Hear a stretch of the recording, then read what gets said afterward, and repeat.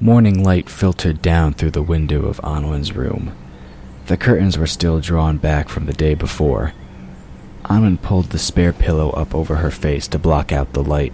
When that didn't help, she rolled over with a groan and looked at the clock on the nightstand.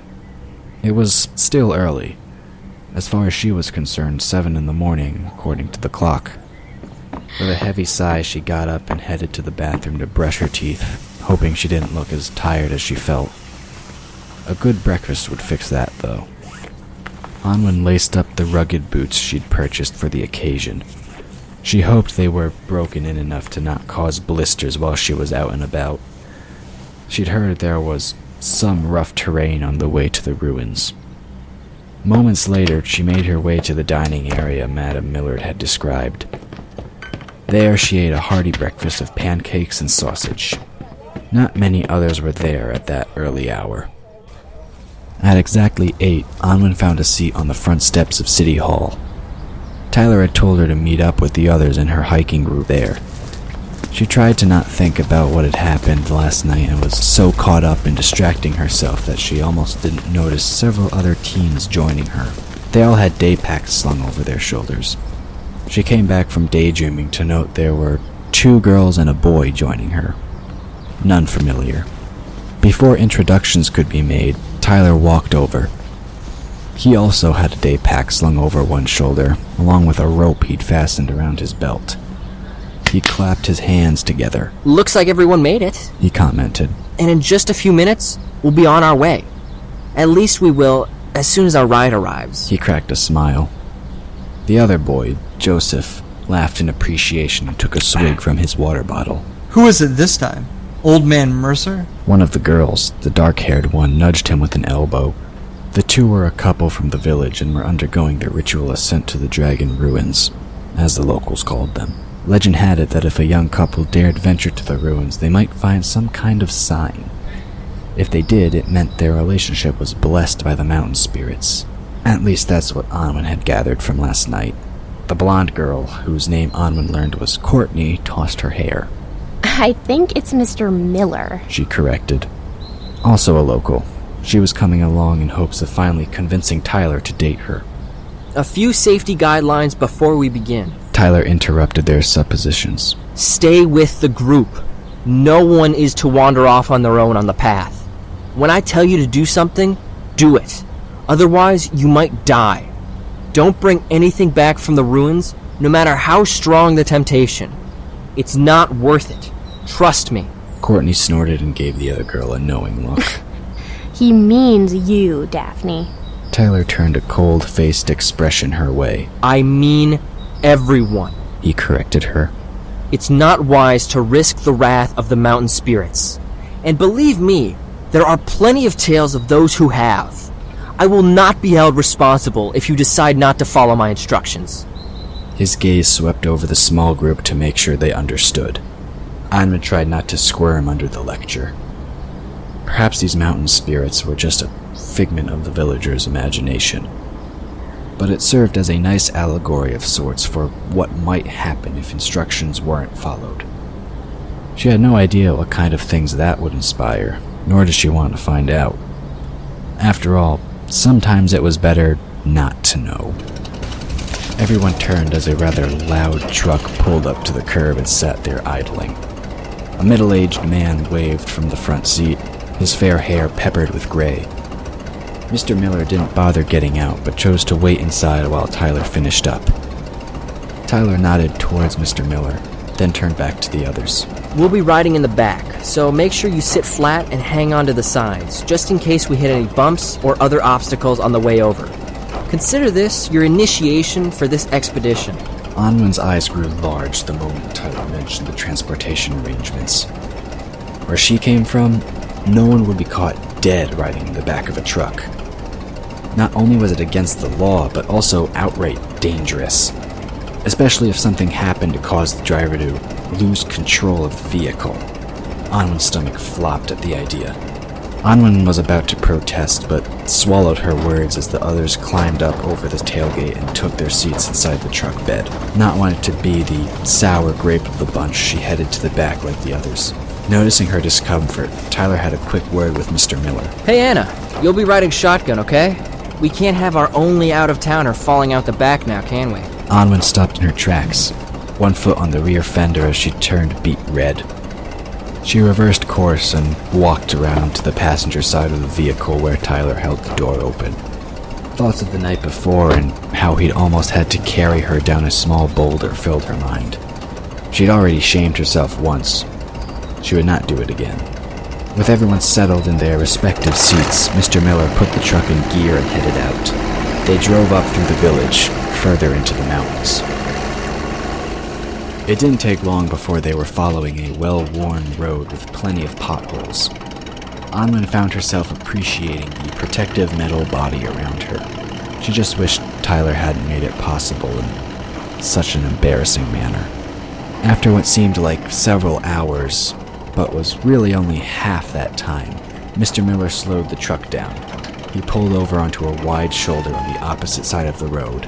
It was the kind usually reserved for vehicles to turn around in. A few wooden picnic tables sat just off the graveled area. They looked rather weathered with weeds growing up through the slats on top. Tyler hopped out of the truck bed with an easy swing to the ground, the others following. Anwen opened her door and stepped out with uncertain feet. For some reason her heart had begun to pound and she had to wet her lips. This was the moment she'd been waiting for ever since she'd gotten her hand on her grandmother's diary several years ago.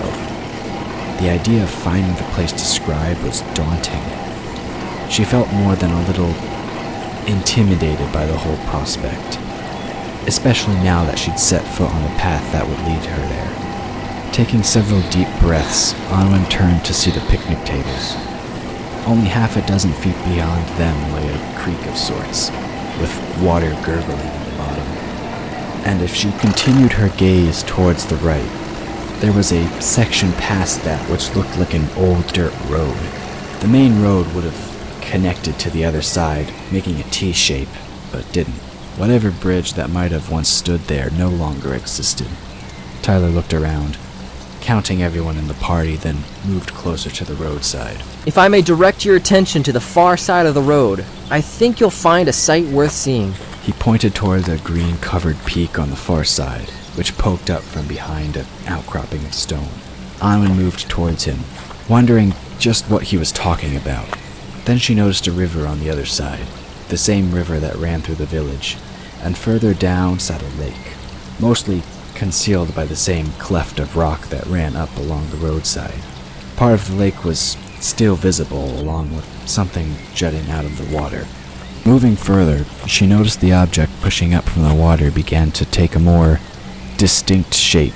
It looked like the head of some kind of monster surfacing from the still blue surface.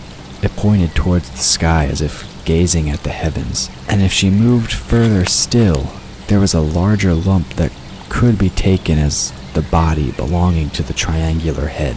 She blinked a few times, her mouth almost hanging open in awe. A thin line of earth connected the two, barely visible underneath the surface of the water. Is that what I think it is?